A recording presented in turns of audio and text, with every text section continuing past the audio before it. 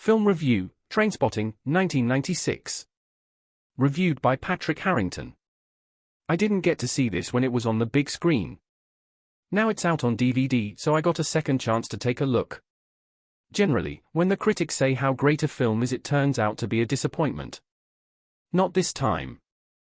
Some of my less well-informed friends have asked why the film is called Trainspotting.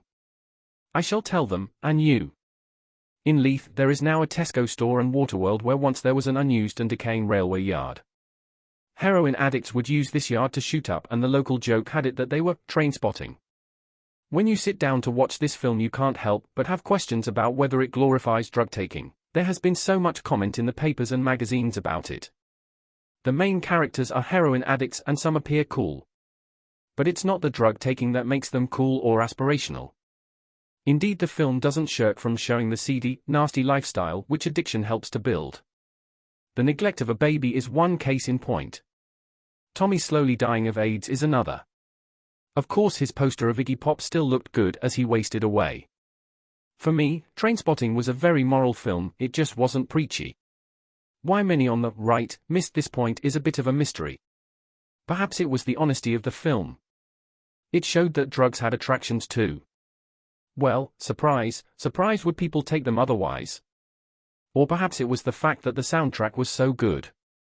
Even a bad life set to the likes of Sleeper's Atomic, Temptation, and Lou Reed's Perfect Day might seem great. There was some irony in that the use of Perfect Day was over a scene of an overdose. Having the subtlety and sensibility of a pile of bricks, they might have missed it. The soundtrack fitted the film so well. We just know that heroin addicts at that time and place would have been into this music. The locations in Edinburgh and Leith were chosen with care.